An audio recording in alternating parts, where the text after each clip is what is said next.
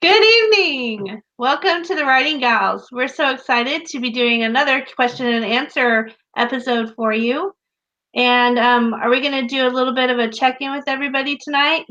So, Amy, you just launched a book. Great. You want to let us know how it's going? Sure. So I just launched the third book in my fake marriage series, Marrying a Billionaire, 3 days ago.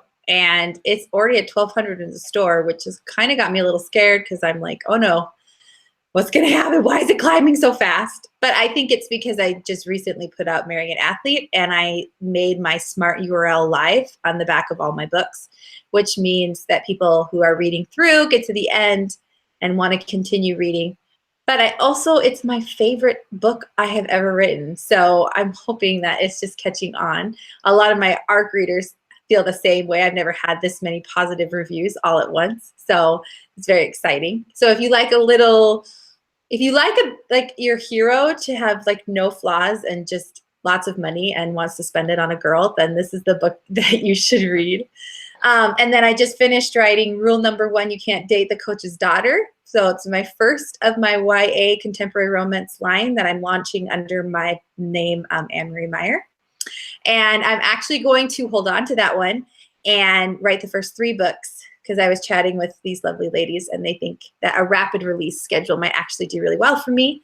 So I'm going to release all 3 like within a week or 2 of each other once I get all of them written. So I'm just writing books. I set a goal to, last month, to write 750,000 words the rest of the year, which puts me at about 90,000 words a month, which is about 2 books. So last month I didn't hit that, but I also started in the middle of the month. And this month I am pretty much on schedule for that. So we'll see if I can keep it up for the rest of the year. Then I totally will have blown my goal for the year in terms of books out of the water. So we'll see. That's so awesome. Yeah, we're just kind of watching Amy in awe. She's cranking out the words. Victory, what have you got going on? I've just been working on my reader magnet, and I'm writing a novella to give away as a freebie when you subscribe to my newsletter. So I've been working on that. I'm a little bit more than halfway done with that. So I'm a lot slower than Amy. Aren't we all? And Judy, what have you got? So I just barely finished my 3rd book in the Ridgewater High series. It Was Always You. Yay. And it's at beta readers right now, and I'm hoping to send it to my editor within the next few days and hopefully have it published the beginning of July. So yeah. That's so exciting. Yeah, it'll be my fastest book ever, which I'm excited about. Gives me hope for the future too. Maybe I'll catch up to Amy someday. She's setting our pace for us. I know, for real. So my life has gotten really crazy. I haven't been able to make the podcast for a few weeks. My family keeps traveling, and so that's a lot of fun, but it's really hard on my writing schedule. But I'm concentrating really hard on my mermaid fantasy romance, and I still have hope of getting it out by the end of July. We'll see. And then I am drafting my first book in my next contemporary series. So the series is going to be the rich and famous romances. Still playing around with the series title a little bit. But the first book is called Saved by a Rock Star, and it's really exciting. I'm a little bit over the moon about it right now because I spent the whole day outlining and figuring out tropes and my theme and all that stuff. So I'm pretty jazzed about it at the moment. Plus, we're finishing up Regency House Party. If any of you haven't checked this out and you like Regency stuff, our regencyhouseparty.com, we're all going to be putting up the concluding chapters in all 5 of our stories over the next 2 weeks and bringing it all to a big bang of a conclusion. So it's a great time to jump in because you'll have almost 5 complete stories to read over there. So super fun. All right. So since you can see that we're all just in the midst of awesomeness, we are going to answer some of your questions. And the first one is from Kirsten. She says, what was your big breakthrough moment and how long did it take you to crack the top 1,000? So Amy, let's hear from you first. Well, the first time I was able to to crack the top 1,000 was actually my first billionaire book. I hit 976, I think, or it was 700 and something for one day. And then I popped back over the 1,000 mark. So I think for me, it was just one, networking, getting to know other authors, more successful authors that could help me. And also having a 2-genre book that they knew that their newsletter subscribers would want to read. And so them kind of throwing me that bone was really helpful. And then just repeating that. I think for the next couple of billionaire books, I didn't hit over the top 1,000 because I did the pre-order. And then I think what was the question? The breakout? Oh, wait, no. What did you say? Sorry. Oh, you're muted, Michelle. She said, what was your big breakthrough moment and how long did it take you to crack the top 1,000? My big breakthrough moment. Well, the highest I got in ranks was with Marrying a Cowboy, and that was, I got to 215 in the store. And I think for the breakout moment for that one, it was just the fact that I took a very loved and familiar trope and I wrote it when not a lot of people were writing in it. I feel like, you see the success of, okay, so billionaires are really successful, so I'm going to write a billionaire book.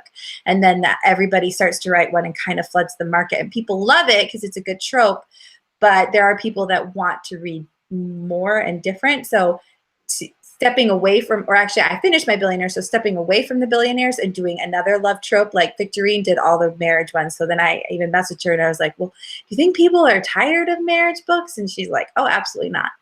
So taking something that maybe not be as popular right now and then writing that, I think helped me break or get that high in rank, and also having a great cover. So I don't know if that answers that question or not. I'm sorry. Don't call me first from now on. Then I can realize what everybody's wanting me to say. I'll remember that on the next question. Okay, Judy, how about you? So the first time I cracked the top 1,000 was with my 4th book, which was my billionaire bachelor book that just came out in April.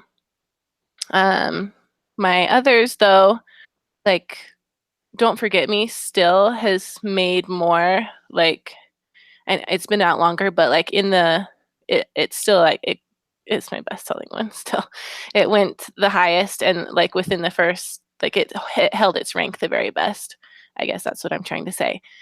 So I guess I would kind of consider that my breakthrough moment too, like when it started, like after it had been out for 2.5 months, when it started rising to the better ranks again, that was kind of like my breakthrough moment, I guess, maybe. So I hope I can make that happen again someday.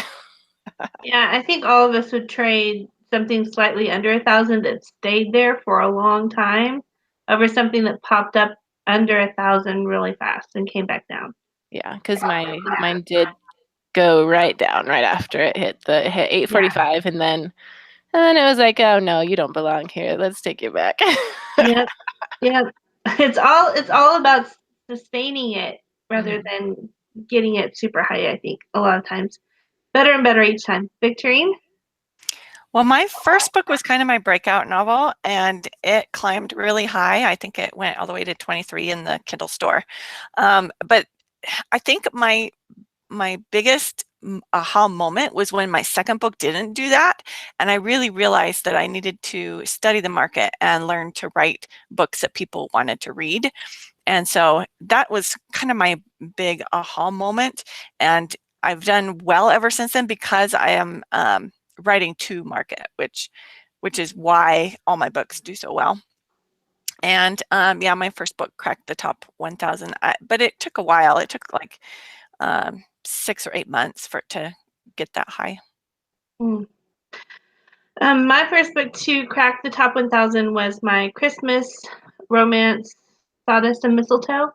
Before it was my first book that I wrote specifically to the market, and it got to 615, and it did so well for me. And I think a lot of it was just people really enjoy Christmas books. So it was really great timing. I hit the Christmas market really well.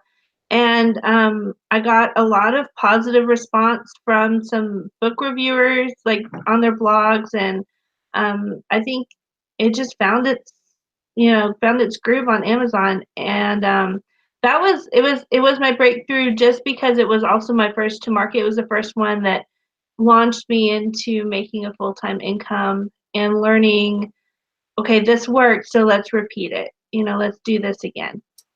So Can we that just take a minute and just sit there and be like, people are asking us what our big breakthrough was?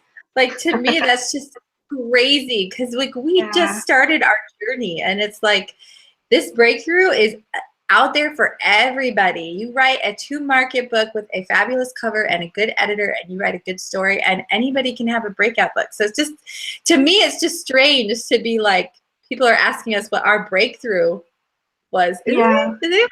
I mean, I Yeah. feel like Victorine, like, yes, Victorine, she's got the New York Times bestseller. Like, she's, but to think like people are asking me what my breakthrough was, like, just like, this is weird. Like, I don't feel like I have like great things to offer, and I don't feel like I've had a big breakthrough. Is that weird? Well, when you think about it, we were just talking about where you and I were this time last year. Do you remember? And Victorine asked me what my numbers were in May last year versus May this year. And it was so funny because it was literally an extra 2 zeros on the end. So Right. I made 70 something dollars in 2017, and I made 7,300 last month this year. I mean, that's a big difference, and it's been consistently growing for both of us, and you're even higher than I am. And so that's what everybody wants. That's the breakthrough, is being able to say, yeah, I'm making money doing this.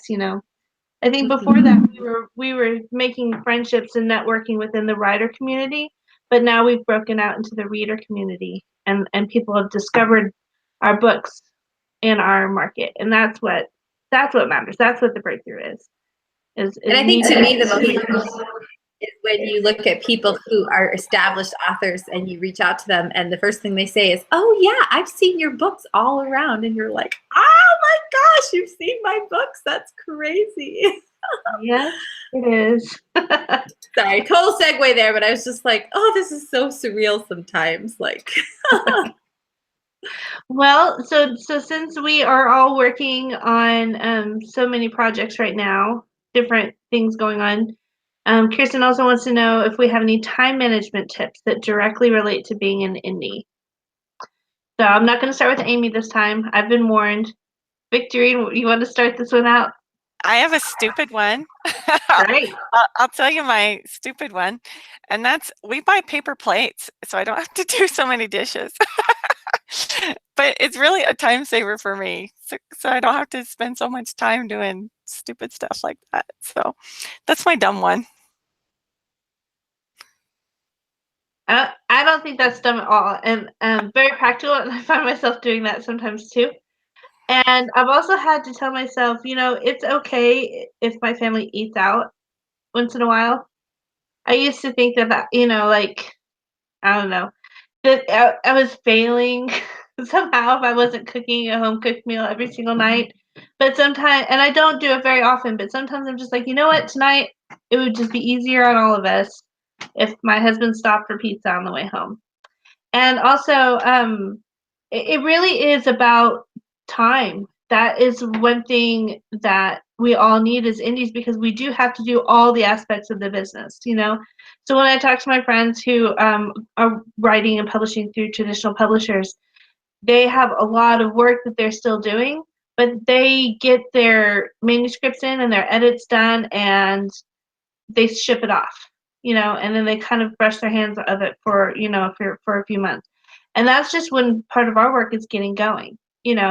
That's when we're starting to get our launch strategy set up and trying to line up our newsletters and trying to, you know, get our book formatted and, all those different things. So we just need time. And so one of the things that I've done recently is I actually got a cleaning lady. And she comes in and twice a month and does all the things that just really take a lot of time. And that's a huge help. And I make sure that on those days that she's cleaning, that I am making progress with my writing stuff. That is my return on investment, is I make those days valuable. And another thing that I do as an indie for a time management thing is I try really hard to um, take away the things in my life that are just clutter, if that makes sense. So many people have unnecessary things going on in their life that maybe they enjoy, but could be pushed aside for a little while when I need to get something done. And everybody has their own philosophy on things, but that really works for me because it also helps to keep me focused on the fact that I'm doing work stuff right now. So I don't I don't involve myself in many television series or Netflix or things like that. How about you, Judy? So yeah, I'd have to definitely say that is another thing that I do what you just did. I have learned to say no to a lot of things, and I have set my like writing time as a priority, and I won't let anything interfere with that. I tell the other people in my life that that's what I'm doing at this time, and I'm sorry, but I won't answer your phone calls. If you call me, I won't answer the door. I have to write because it's my job. Um, so that's definitely a thing. I don't get in. I'm not a member of the PTA. Bad parent here. Yeah, I just treat myself as a working mother, and I try to help my family understand that it's important so that we can, pay the mortgage and have food to eat. I have to work. So that's been kind of hard for them to learn, but they're getting it now, which is nice. And then also a thing that's helped me manage my time a lot better is to just like set deadlines. And um, I made myself crazy by doing this, but it helped me finish my book a lot faster because I had not just one deadline, but I also have a deadline for September and a deadline for November. And I have to make those deadlines because I'm involved with other authors, and so I was really productive this last little bit, and setting those deadlines definitely helped me manage my time a lot better. And I don't watch TV. Like if I am watching something, I'm always doing something else at the same time. And yeah, I don't really have a lot of time to read anymore. If I am into a book, I'm listening to a book. I have got that, I have Alexa reading a lot to me now, which is nice. Another thing that I do to like keep my books alive in my head, because as you're writing a book, you don't always have time to go back and read what you have written the day before. And so as I'm doing something else, I'll have like my computer read it to me to kind of catch me up on where I need to be. And so that's been helpful too. Once I realized that my computer could read to me, that helped my time be spent in a much better way. So yeah, those are kind of the things I do. I also try to wake up early sometimes when my kids are still asleep. But Yeah, it I'm doesn't. still working on that one too. Yeah, I need to go to bed early to want to do that, and I have a problem with that. So Cool. I'm still a work in progress. And here we are encouraging you to stay up late with us. I know, like it doesn't work. How about you, Amy? Well, I would say the best thing I did, and this is for people like later on in their career, is get a personal assistant. So that has helped me out a lot. She does my AMS ads. So she monitors all those for me. She sets them up. She writes my ad copy. I don't really have to think about it. She does it all. I get to do the fun stuff like finding keywords and cracking codes and doing things like that. That's enjoyable to me. She also sets up my newsletters, which is a huge time suck, especially when you release as much as I do. I'm sending my newsletters out twice a week. And so just getting people's books and information put in my newsletter, and then she sets that all up for me, and then I just go in and write my little blurb and talk about myself and have fun. So that has been super helpful for me. Also, I think realizing what my time is worth in terms of hours and payment. So my husband and I like to do in-home projects, and I like to get things done around my house. And now I'm starting to look at it as, okay, I could spend 5 hours doing this, or I could hire somebody and spend that same amount of time writing, and then I could write a book and release it and make 3 times what I would be paying that person. So now having, an income and realizing what my time is worth, that my time is better spent writing, I think. And sometimes, trust me, I was out in my jungle of a backyard today and I was like, why don't we just hire someone to do this? Because this is awful. I don't want to be out here. But then I'm also like, okay, I've got kids. I need to teach them how to work. And then I really like what Christina said last week, where she wins every hour. So whatever hour I'm doing, I'm winning that hour. And right now with kids home from school in summer, like my husband's home, but we have 5 kids and people are here, and my oldest is struggling and he's got his business still he's trying to run, and we're trying to update all of our equipment. So it's taking time for him to learn that. And so if I'm with my kids, I'm with my kids, and I can always have my stories in the back of my mind, but I've got stuff to do around my house. So I'm winning that hour is being with my kids. And then at 9 o'clock at night when they go to bed, I stay up until 11. I'm more of a night owl, and I write for that time. And when I do that, I'm winning, and I'm winning that hour of writing. And so it's just, I think, realizing your time in writing is valuable. And also, I think forgiving yourself and being like, you know what, I don't have to be the PTA, mom. I can, my job right now is to be a writer and a mom, and I have to balance that and not feeling guilty if I'm buying pre-made dinners at Costco, which I do, because you just throw it in the pan and it cooks up and then you feed your family. So I think being forgiving on yourself is huge, especially with moms and time management. It's just, you just feel guilty all the time. If I'm with my kids, I feel guilty I'm not writing. And if I'm writing, I feel guilty because I'm not with my kids. So I think just putting that time aside and saying, this is what I'm doing for the betterment of my family and the betterment of myself. And then making sure that when you are with your kids, you're with your kids. So. Yeah. And one note on that, one thing that's helped me, like, cause it's summer right now and summer is just nuts. It worked yesterday anyway. Today we didn't do it, but I like tell my kids that if they let me get my writing done in the morning, then we can do something fun in the afternoon. And our day just went so much better because I got to do my writing and then we went to the swimming pool. So yeah, like getting your kids involved in the process helps also. Yeah, so I've been struggling a lot, and I'm trying not to feel like a hypocrite talking about time management because it's been really hard for me to get any words done at all lately. But I have been focusing on building the strength of my family right now because my kids are all home, and I can invest more time in them right now. And we're also getting bedrooms cleaned, and we're getting all these projects done that hopefully will allow me some peace of mind eventually and allow us to just kind of sit back and chill the rest of the summer. But it is important to remember that we can sit down and choose that this is work and it's not, take it seriously to a degree. Just pray a lot that you don't go crazy, I guess. Okay, do you guys use the 3 or 4 act story structure?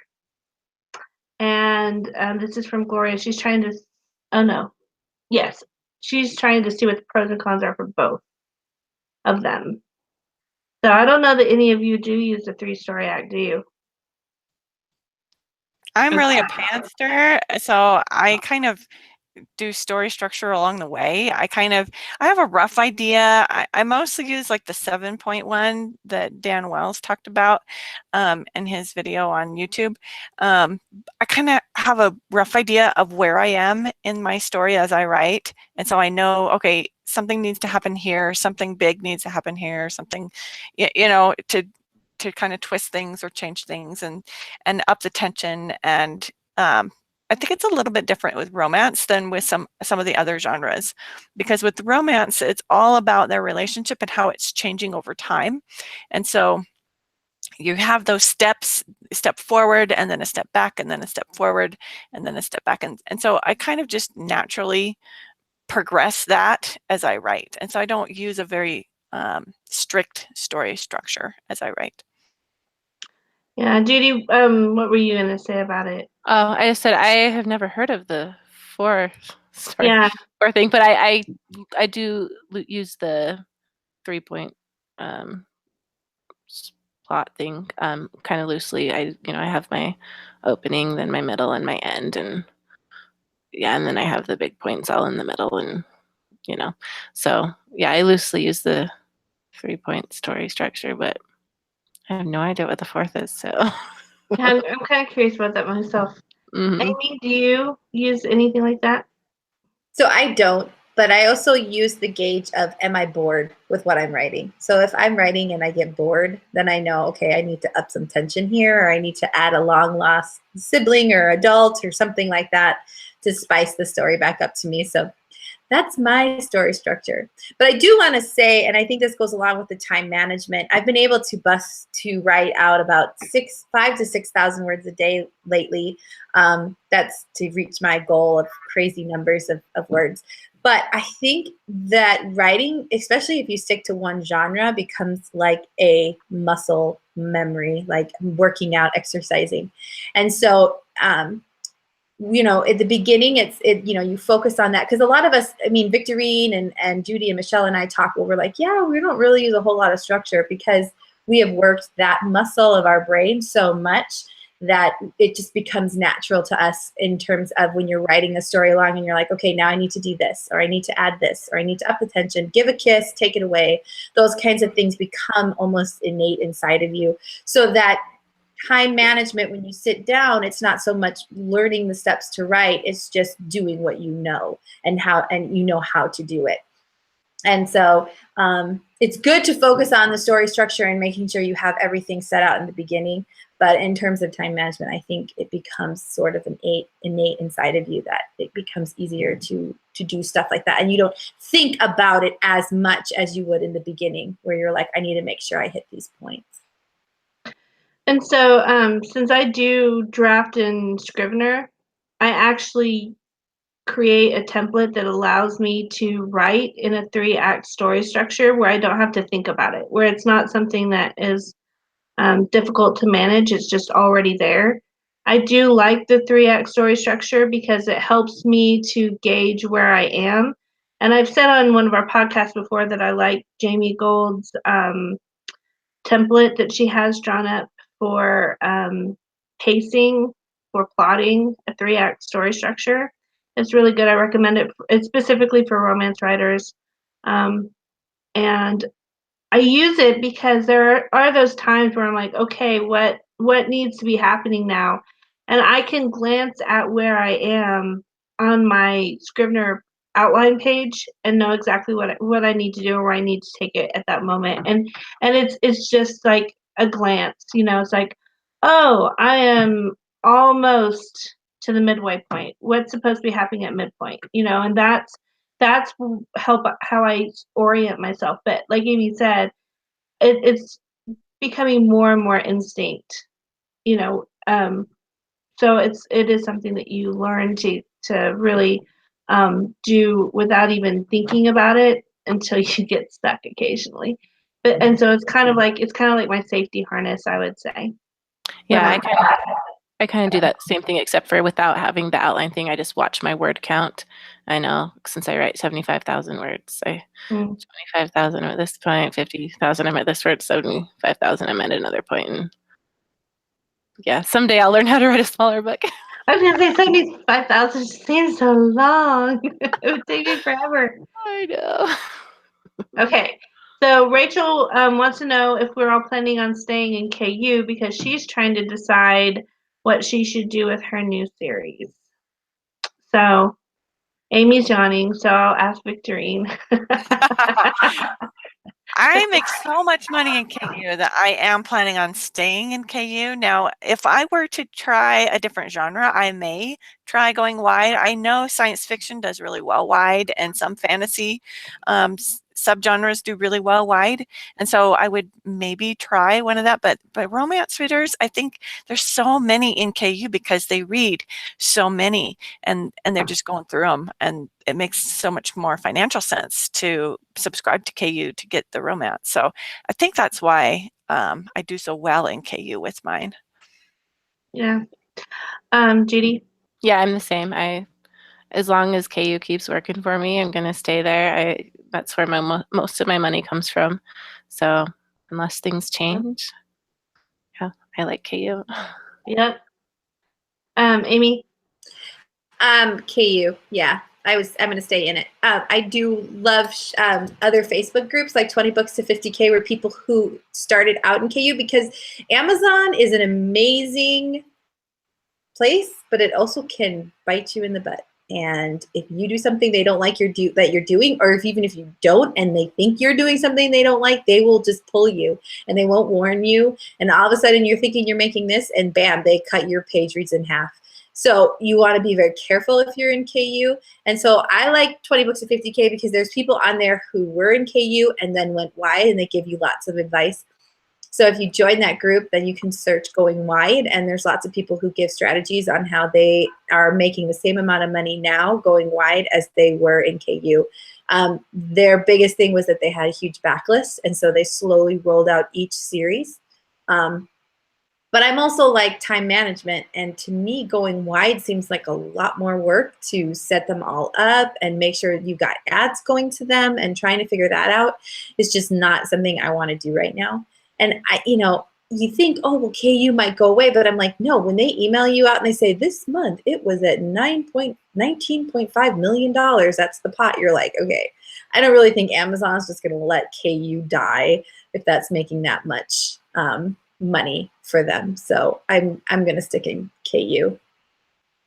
Yeah, I mean, that's the portion that they're doling out to the authors. They're clearly making more than that. So for me, it's an easy decision right now because KU is 90% of my income. It's funny. It's like every month it just sticks so close to that percentage for me when I compare royalties and KU reads. But since I am working on putting a fantasy out, I'm considering, well, what do I want to do with this one? And one thing I'm considering doing with it is to go ahead and launch it in KU, because I think that the the first 60 to 90 days on Amazon, which it's a 90-day KU enrollment period anyway, and those are when you do really well with your launch. So I am playing around with the idea of launching it and having it in KU and then taking it wide somewhere down the road, and possibly when I have the whole series out, go ahead and move it out wide for that series only. But for romance right now, I can't see doing anything besides KU. And same thing with historical romance. But I would say it's wise that if you do stay in KU and it is such a big player in your life, I'm personally trying to not depend on KU being there 100%. I'm not going to go and take out like a huge loan that depends on my being able to make the same amount of money with KU every month, because Amazon does throw some real funny, um, crazy acts out there. Sometimes they just amaze us all at how much they can mess up an author's life. And I don't want to be so dependent on that my family crashes and burns because that means so much. If that makes sense. So that's just my financial decision, where I use my money that I earned for my family from KU in a way that benefits us, but not where we're dependent on it. And not everybody is in that situation. And I understand that, but that kind of helps keep me from freaking out, if that makes sense, because it is a little tenuous sometimes. It feels a little bit like you are running a risk to do it. Um, so Joe has several questions. I'm going to try and break it up a little bit. How do you handle all the emails you get from readers after your incredible success? Who's getting all these tons of emails? Raise your hand. Oh, I get tons. No, I get like a few a month, and I respond to them. That's all. Yeah. If I like ask questions to my newsletter, or I post something that they want to respond to, Yeah. then I get a few, but not like tons yet, so it's not overwhelming. Yeah, I'm not getting overwhelmed by my fans yet either. I get a few messages. I actually get more of a response through Facebook Messenger. People find me on Facebook a lot more than they'll email me, which I find funny since I have my email right there in the back of my books on my website, but they track me down on Facebook a lot. Doesn't take too much time for me yet. How about you, Amy? Well, I recently ran a promotion, and I loved all those emails because they basically told me everything they loved about me. So who doesn't love something like that? I very rarely get emails from fans. So now I'm kind of feeling left out with you guys. Like, I get a couple a month. I'm like, I don't even get one. Why doesn't anybody email me? And I comment on my Facebook ads and say, oh, I love this book. It was great. That's when this is somebody, I don't know who they are. They're seeing my book in their feed and they're responding. And that always makes me feel good. But yeah, I don't get fan mail. When I finally get somebody who like writes me and like here's what I think your characters look like, then maybe, but that hasn't happened to me yet. Not like Michelle, who had on her blog what she thought her characters looked like. I know. Well, that was a really fun experience with an anthology I did a few years ago. But I do have fan art with one of my stories. So he also wants to know, if you traditionally publish, what do you want in the contract? And I haven't worked a whole lot with traditional contracts, but here are some things that I know. I'll just say a few things I know before I pass it on. One of the things you gotta be really careful on is how much of your business you're giving away to the publisher. For example, they can say that they want your next 3 books, and they have first right of refusal.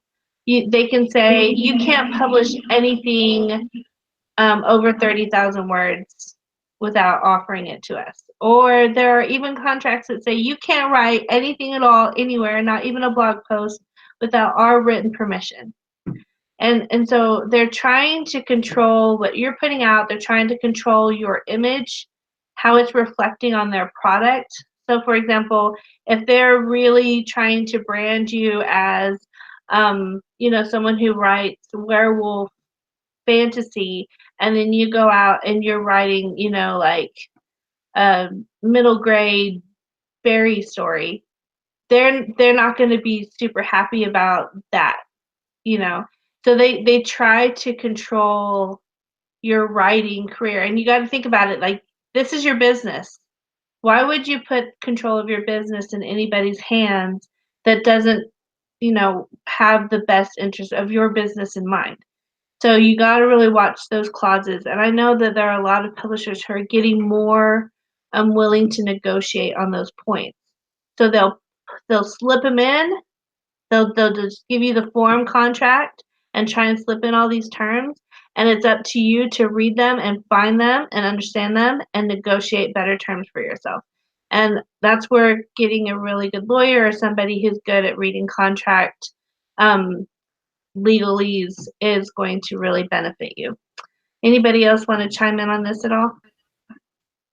I did want to mention you want to watch out for the clause that says that basically they own your world after you write it, because they can fire you as the author and hire someone else to finish your series, and that has happened to some authors. So you want to really, like you said, get an entertainment lawyer and have them look it over and make sure that there are no really terrible clauses in there.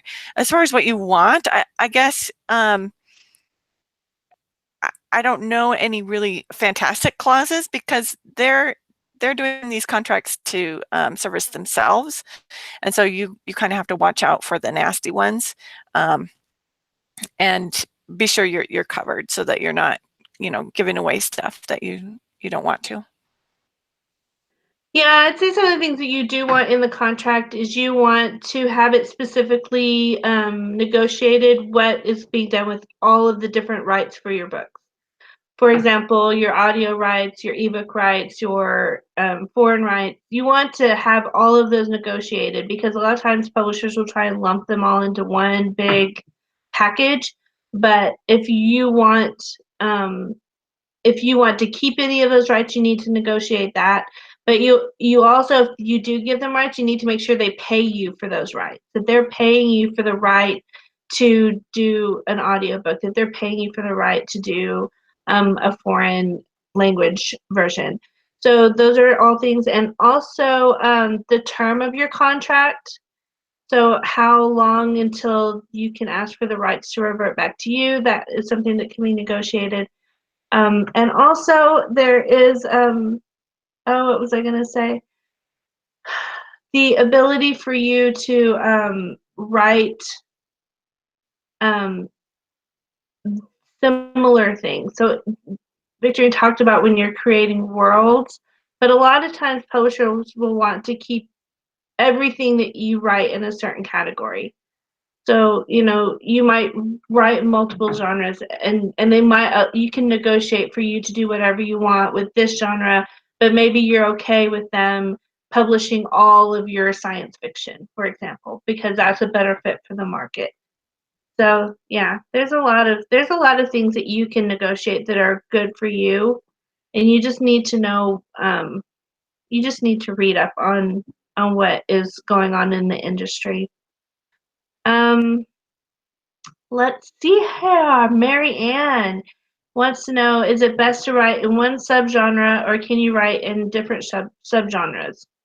So I think she's thinking about, categories in romance, writing historical, contemporary, that kind of thing. Anybody want to chime in on this first?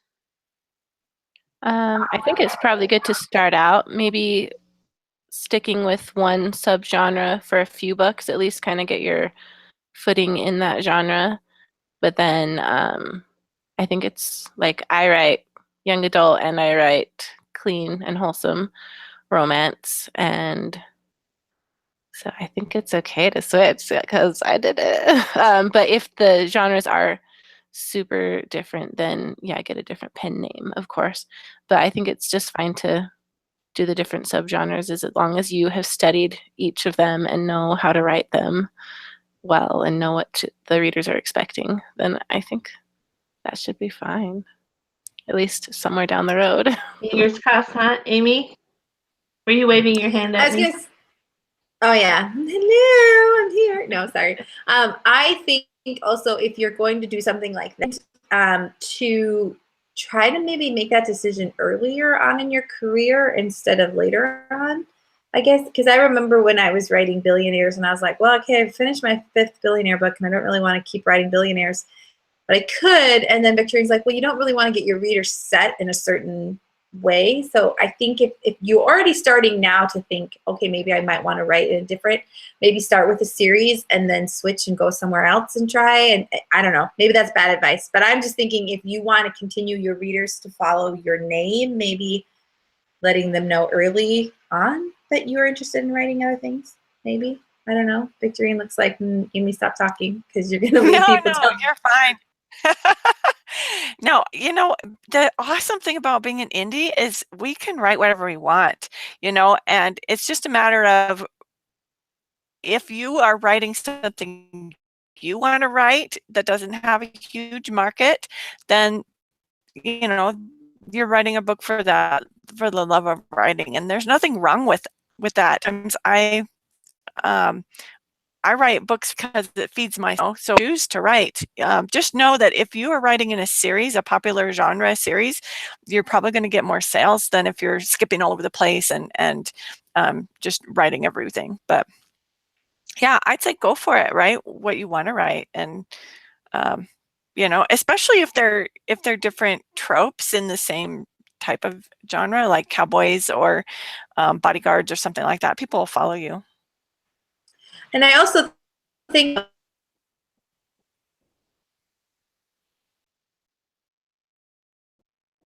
Well, I'll go ahead and talk and see if Amy comes back in a second. Oh, are you back? am I back? Was I not here? Your internet was cutting out. just for a second. So you said something brilliant and we missed it. Yeah. Hear I know it. she's My frozen. children heard it and you won't. Oh, I'm frozen. Oh, You're there still. Again. frozen Kind of. now. You're But blurry. I'm the person that has the broadcast, so I'm just gonna stop talking. You guys can talk. I can't do anything. I have the broadcast, so I can't just Yeah. pop off and pop back on because you guys would like die out. Okay, so I'm gonna say it fast. So basically, there's no better advertising than a new book in a series. So like every time we release a book, we're like, oh my gosh, now all my billionaire books are now back under 1,000 or back under 2,000 or whatever they go under. So it's exciting to release a new book and to have it have an effect on your other books in that same series. My washer's on the spin cycle. Thank you, honey, for changing the wash load. That's why we need a recording studio. Hopefully it's going to die off in a second. Okay, so what I was going to say is I'm actually facing this right now. I've been doing a lot of research the last few days while I was cuddling with kids and not able to write. And it's amazing how many people out there are saying, do not write in, multiple genres or subgenres, that you'll ruin your career. And then you go on and read their articles or their why, and it's so based on the traditional publishing model. And with indie, there seems to be a lot more flexibility, and the people that I could find saying, yeah, go ahead. The reasons they or the advice that they give is to go ahead and try to become established and successful in one area, because it's harder to build momentum in multiple areas at one time. But if you can build some momentum in one, then it's easier to kind of keep that afloat while you go and experiment in somewhere else. If your categories are really, really close together, really similar, you will probably get some crossover reading. I think in romance we're probably a little bit spoiled there, because we will get a lot more crossover with readers in different categories of romance than people will in other genres, and especially between crossing genres. I don't think that many readers are going to cross from romance to thriller or from Western to sci-fi. I mean, they might, but it's less common. But I think it's important that you do what you want to do and that you write the way you want to write, and it's okay to go find new readers. So there goes my washer again. Okay, so I'll let you get you guys talking again. What is the best sticky ranking that I guess that we've had? How do you accomplish a good sticky ranking? For my books, I know that they kind of settle at some point, but they're always slowly going worse and worse. I don't know if you say up or down, but the numbers are getting bigger. They're going down in rank slowly. And so I don't know if I can ever tell you of a book that really stuck somewhere for a really long time. Maybe they stick somewhere in the 20 to 30,000 range, but then I always find myself having to do a sale or something to pop that back up and get more eyes on it. And especially now, I think because so many people are indie publishing and so many people are putting out books rapidly, that I think it's more competition to be seen on Amazon, and your books kind of just sort of slowly go down over time. So I don't know if there's one rank I would say is a great sticky ranking. I think if you're anywhere above 50,000 or better, you're doing great. If you're 100,000 or between 50 and 100, I think you're doing all right. Anything 100 to 200,000, you're probably not selling very many, and so you probably want to do something to promote that book. Amy, do you have any thoughts for us on sticky ranks? I just agree with what Victorine says, and I think as the dream is to be able to be like Grace Green and just be number one forever, and none of us know how she's doing it, and we just stare at her and think, "Wow, that's the dream." But just remembering that two hats, and so you really accept something you have, Amazon ads, Facebook ads. I just think of how much advertising everybody puts into things, even traditionally published authors. So to think that we could just throw a book up and it's going to stay somewhere is kind of naive to think. But it's also just mind-boggling to think, my book's been out for 7 months. How am I still getting readers? How are people still finding my book? Haven't I reached everybody? At some point, you think you're going to have to reach everybody, but you still are going to sell books, and you're going to give away 7,000 copies every time you put a book up.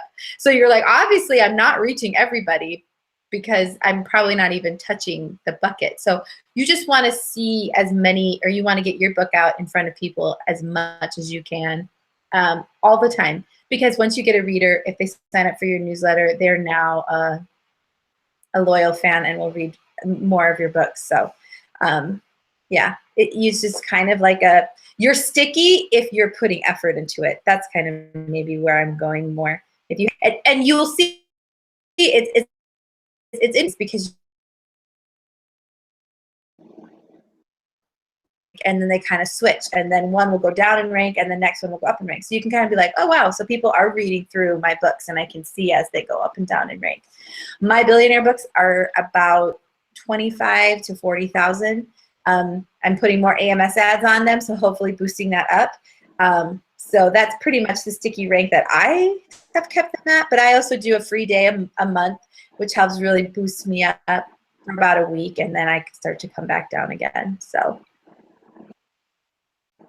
Yeah, so I have I have a review I recently saw on one of my books where she said that she'd been eyeing my books for a long time. And then just for whatever reason, this particular book, she was just like, okay, fine. I'm gonna try her, you know.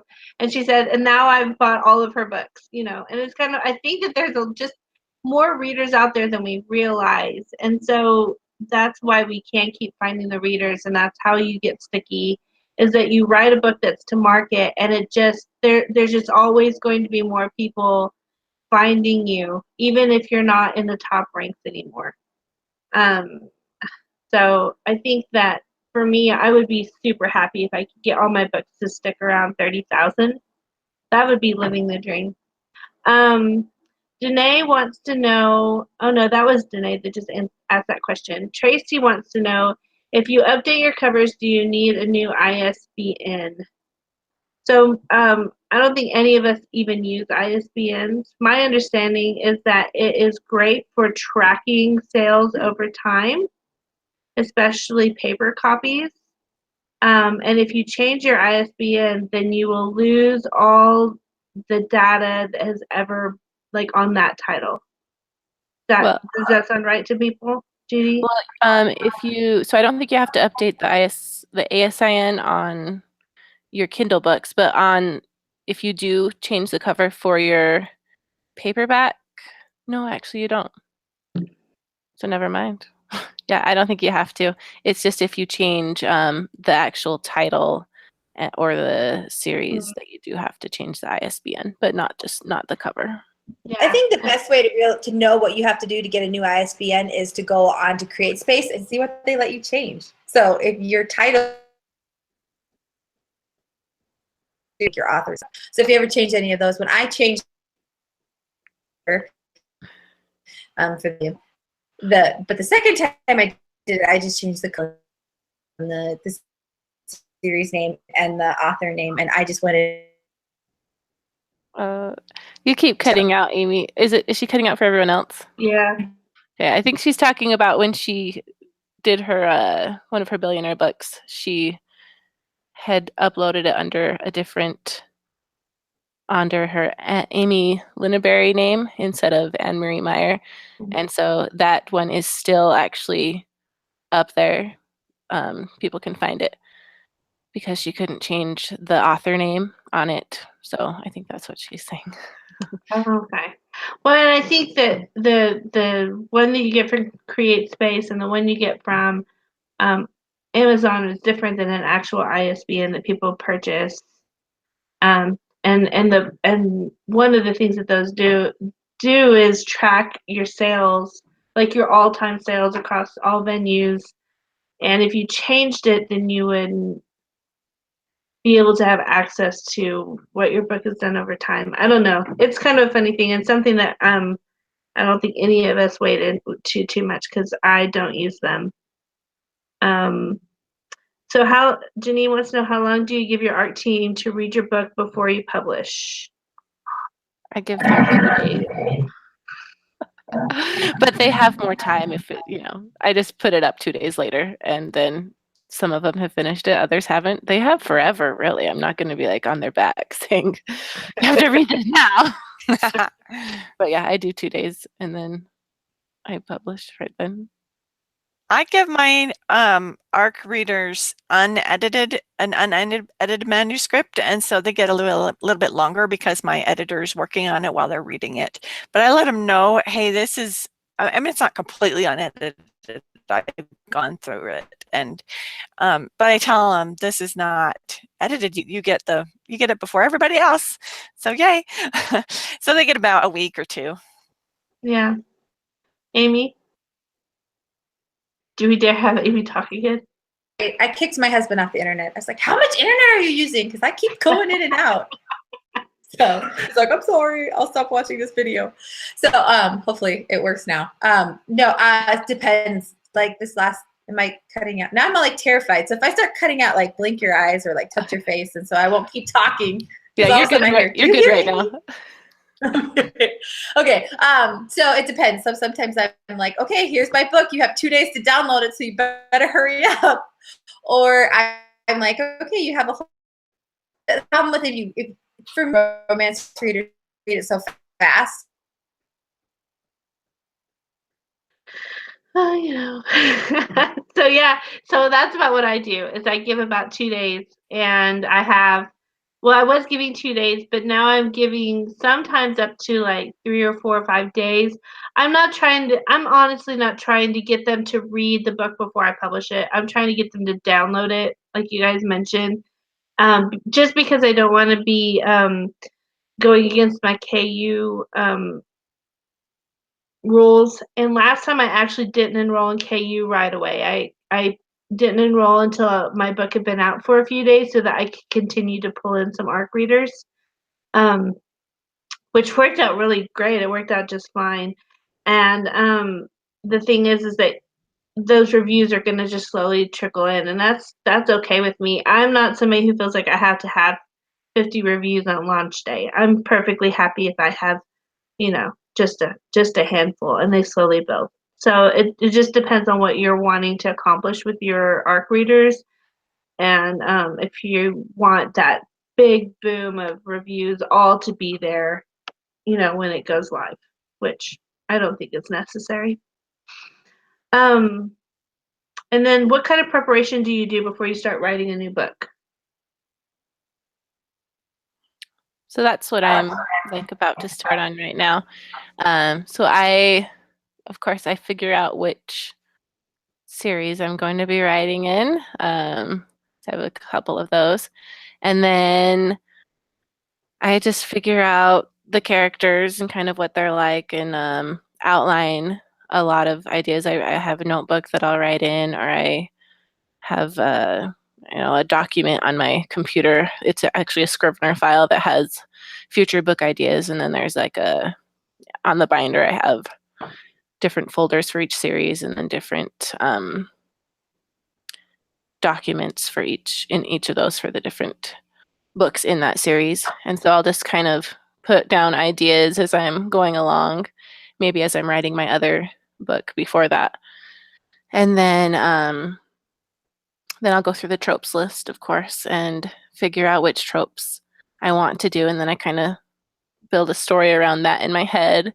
And then I'll write like the first couple of chapters before I actually like outline the rest of the book. And then I just follow that outline, hopefully, as I finish writing it.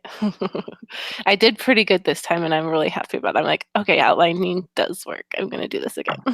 Yes, it's awesome. We're running a little low on time. Does anybody really want to talk about this one? I do a little bit, but so I'll just mention real quick, besides what Amy and Judy just talked about, I also like to build a Pinterest board because that's something I enjoy doing, and it helps me to focus and get my creativity rolling. And so, but I do that in my free time. Like if I have a kid that, just wants to sit with mom on the couch for a little while or something, then, I'll just do that on my free time. And I enjoy doing my Pinterest board. And I also make playlists of music that helps me to get into the mood or to figure out the atmosphere that I want a story to have or the themes or kind of emotions that I want. I will build playlists. And so my kids and my husband always make fun of me if they are grabbing my phone to play some music. They're like, "Oh, which book are we going to listen to?" Because that's how all my playlists are arranged on my phone. Yeah, I do that same thing too. Yeah, it's a lot of fun.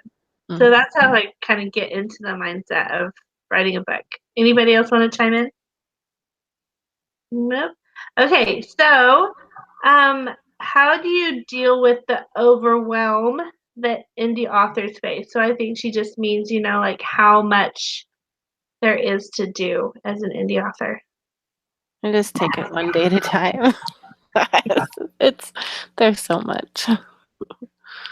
I think it's super easy to get overwhelmed as an indie author because there's this huge list of all these things to do, and so I would just make the list of what you want to do and just do one at a time, and just focus on, okay, today I'm going to do my newsletter because I know I have to have a newsletter and I know it's important, and I'm going to research the different things, places to go. I'm going to research how to set it up. I'm just going to tackle this one thing today, and that's how I deal with everything. Just, okay, today I'm going to do this one thing, and that's it.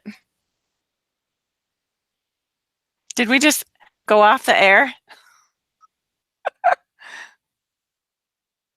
It says we're live still, so. Oh, good. I'm glad Amy left. I'm like, oh no, are we gone? I think I'm watching the YouTube thing, and okay. Oh yeah, we're still on there. Okay. Okay, good. It's a little delayed, so I just saw you ask, are we off the air? So, oh man, we love this technology today, don't we? Don't we? Yes. But yeah, I just do one thing at a time, and that's how I get through it. Did we lose you, Michelle? No, I'm just muted. Okay, so one of the things I do is I just sit down and say, okay, I'm doing like business stuff. Because to me, writing is more like creative art time. And sometimes I just have to sit down and do the business stuff. And I'll just sometimes spend like an afternoon a week and just go through and do all that. Not as much fun stuff. But yeah, break it down, make it manageable. And if you mess something up, just move on and don't freak out too much about it. If you forget something or, whatever. Like I realized that I hadn't put links to my old books in my new book. And after like 2 weeks, oh no, I did it like 4 days after I read a promotion. I realized that I hadn't linked all my books to that book in that promotion. I was like, oh no, all those potential readers I might have lost. And I could drive myself crazy over that mistake. But you know what? Moving on. Do better next time. Okay. I love this question. How do you keep from murdering book stuffers? And the only way I have not committed murder so far, well, there's 2 reasons. One of them is that I don't know how to track them down. And the other one is I'm just as concerned over like all the erotica crap in our clean and wholesome and inspirational categories. So I might go after them first. Anybody else? They're super annoying people. Totally. I get that. Yes. There's some people that they put their book in like every category on Amazon. It's like, why is your erotica book showing up under fantasy, mermaids, or everything? So yeah, it's kind of annoying. But I just try and not focus on it, because if I think too much about people stealing money away from hardworking authors, it makes me really mad. So I just have to not think about it, and I just have to focus on what I'm doing and doing what I'm doing better than what I did yesterday, and try not to focus on what everybody else is doing, because I can't do anything about it anyway. So Victory's like, la la la la. Yeah, exactly. Put your blinders on. I don't want to see it.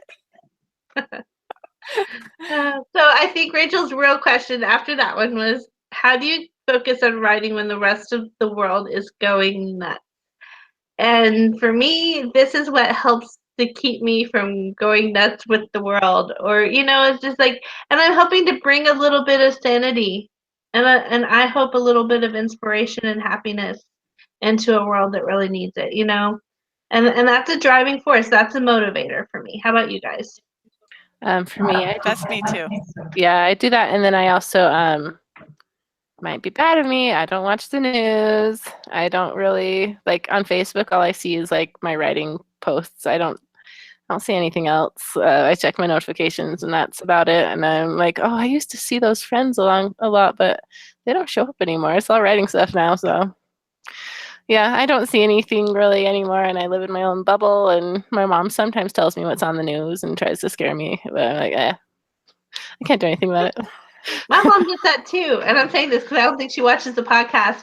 But yeah, it's like I get together with my mom, and all of a sudden I'm like, oh, there's still politics going on out there, and I'll hear about all these natural disasters, and if it's really a serious one, something serious going on, I'll hear about it from people close to me, and I'll probably come up out of my little hobbit cave and pay attention for a little while. But yeah, I try not. You can get sucked into it so much, and so much of it doesn't matter. So I try to only pay attention to the stuff that really matters in the world, and then just try and send out as much sunshine as I can. Mm-hmm. I just live in my book world. Sometimes I'll go be writing and then I'll come down and my kids will be screaming and fighting and I'll be like, can I just go back and live in my book world? I don't want to be out here. I just want to live where everybody's in love or they're falling in love and that's it. I don't want to deal with anything. That's so awesome. Okay, so that's all the questions that I have for us. Amy, do we have any from any of our live viewers? Oh wait, we can't see. Oh, I just saw one. Craig asks, do you line up multiple releases ever, and how closely do you space them out when you publish? So I haven't done one of those yet, but I just read someone's post yesterday on 50 books to 20K, where I think was it a guy or a girl? I didn't look at the name. Yeah, Okay. it was a guy. Okay, it's 20 books to 50K, not 50 books to 20K, because that would be really depressing. That would be depressing. Whatever. Okay.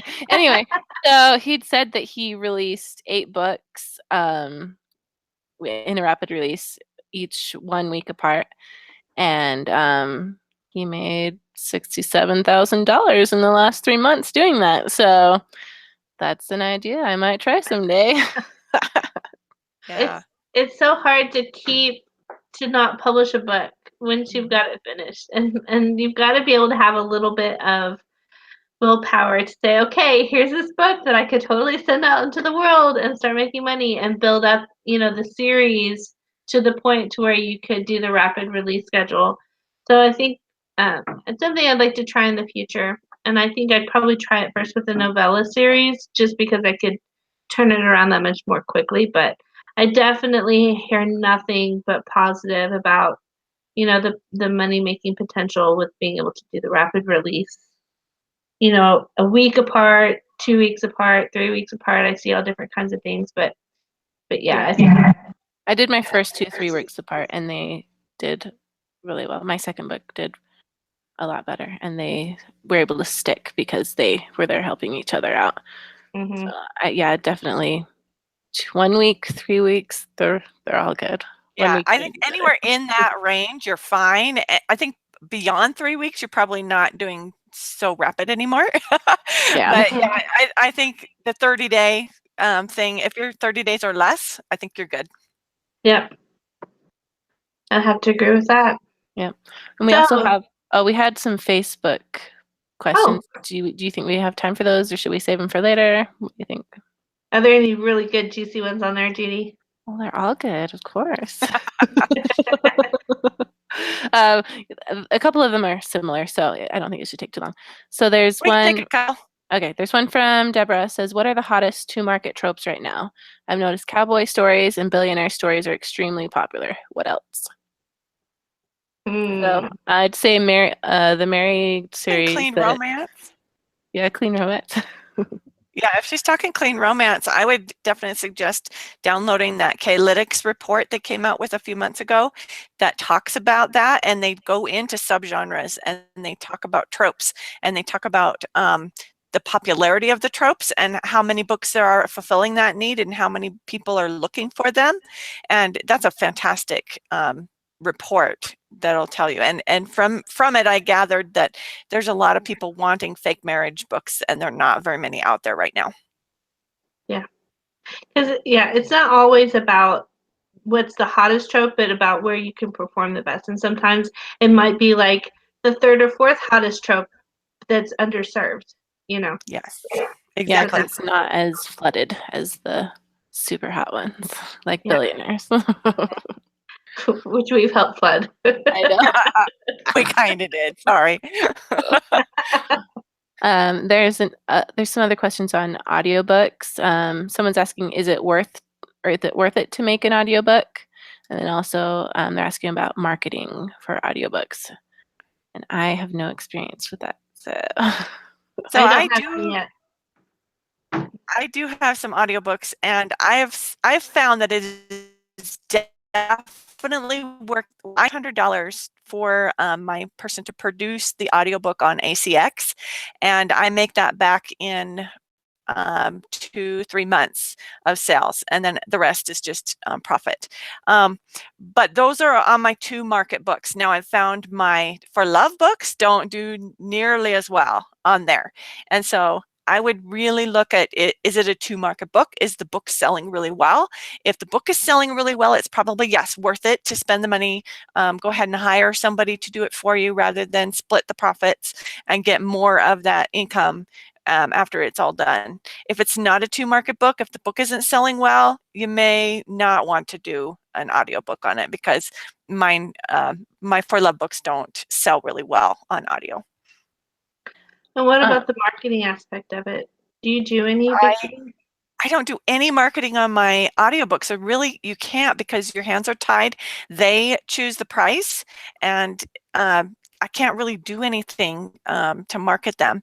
And so all I do is I market the ebook. And if someone buys the ebook really cheap, or if they download it free, they get a better price on the audiobook. And so anytime I make an ebook free, I see a ton of sales on the audiobook, because then they can pick it up really cheap. And that brings in money to me, so I'm happy about it. I can verify as a reader that I do that all the time. Me too. And there was one other question. What is the process for finding images for covers and putting the right kind of clothes on model images? For example, Pioneer Women or Mail Order Brides. Where are good places to find cover images of couples, females, males? Oh, it gets tricky in historical stuff. It's there. Somebody needs to just be awesome and go out and hire a whole bunch of photographers and get some great historical stuff. There's like maybe 2 or 3 stock photo sites I could think of where you can get historical pictures, and the selection is limited or really expensive. Yeah, the one I use is periodimages.com, and they have a small selection. And some of them are clean and some of them are obviously for steamy romances. So they're trying to fill both of those. But yeah, they're very limited, and you kind of have slim pickings. Yeah, there's one I found called Archangel. It's really cool. They have great work on there, but it's really expensive, and the licenses are really limited and very, very exclusive, which is really good, but you're paying for the exclusivity on it. Yeah. So, but for all my billionaire stuff, pretty much there are so many different sites out there, and Victorine's a cover designer, so she's, probably the best one to talk about it. But I'm just gonna say that it is really fun and sometimes really annoying trying to find cover images, because you find some really great things. I use Pinterest, and I just go ahead and I go through them, and if anything ever catches my eye, I stick it on a board where I think I might use it for a cover, because that saves me time when I'm going back later trying to find covers. I go to my Pinterest board first. But I will say that there is a shortage of good-looking men without beards and crazy hairstyles. So what is the deal with that? And for some reason, if you don't have a beard and you're good-looking, you have to take your shirt off. I know, seriously. What's the deal? I mean, I like beard sometimes, but not all the time. Anybody else? Chime in? Yeah, Totally. I use deposit photos for a lot of mine. That's where I have my credits at. So I use deposit photos. Yep, and I use bigstockphoto.com, and I also use Shutterstock, and I stock photos. So, but there's a ton of them. Dreams Time is one of them too. But just look around and find one where you're not having to pay an arm and a leg for it. Or find out who your cover designer uses. So I've used Victorine, and then I've used another one for my fantasy covers, and I found out which one she uses, and she'll use the pictures that you send to her or consider them, as long as they're with just ones that she has that thing with a membership. No, what's it called? Subscription. Subscription to. Thank you. And so that's how I limit myself is what my cover designers use, because it saves me money. Both of my cover designers will take photos from other photo sites, but you have to pay for them yourself on top. And so that's like an add-on cost if I don't use one of their subscription sites. So is that all of our questions, Judy, or you got something We else? had one more on YouTube on the live feed. So Julia K asks, do each of your new releases do better than the last? My newest release just hasn't gotten the traction my last books have, but I'm realizing my book 2 of my first series also didn't do as well. So for me, each book has gotten higher in rank, but my latest book, it hasn't sold as well as like the book before that, and the book before that sold better than the book before. So my second book sold best out of all, and then it was my third book that did the second best, and then my first and fourth are kind of tied. So yeah. I've seen a variety on my some do better than others, and sometimes I can pinpoint it and think for it, and sometimes I can't pinpoint it and I can't say what it is that made it not do as well as another one. So maybe it's just personal taste, or maybe, I don't know, the tropes that I use weren't as popular, or something about the description. So sometimes it's kind of hard to tell. You're kind of shooting in the dark a little bit. Yeah. And in my billionaire series, each book has done better. My first book is still like the biggest moneymaker, but that's just because it's been out so much longer. But this third book has, I mean, every book release has gotten better, and the third one is kind of really done super well, and it's gotten such a great response. And we have talked, was it Elena Johnson who said that her fifth book was the one that really did well for her? I think it just depends on. I think that the more you do the series, they might not have like the big firework like crazy launch that your first one might have. But I don't think that is a across the board series expectation. I think sometimes maybe your first book just really hit really just right, and found really good readers, and so it I think it's very possible for all of your books to do better with each release, because the momentum grows and the following for your series grows. So I would expect it to get a little bit higher with your next releases. Anybody else? Amy's just over there chilling. I think she's afraid to talk. Well, if that's the last of our questions, we'll just go ahead and let you guys go for the evening. But we've had so much fun, even though we've been struggling with some of our internet. It's so frustrating. But we're gonna really put out some good vibes for our internet next week because we're going to have Lindsay Armstrong on with us to talk about newsletters, which is something that all of us want to know more about. And she is one of the experts in our field in clean and wholesome romance, and she does amazing. She knows her stuff. So we're excited to get her on here and find out about newsletters next week. So I hope you'll join us, and we will thank you guys for being here, and thanks for staying up late with us.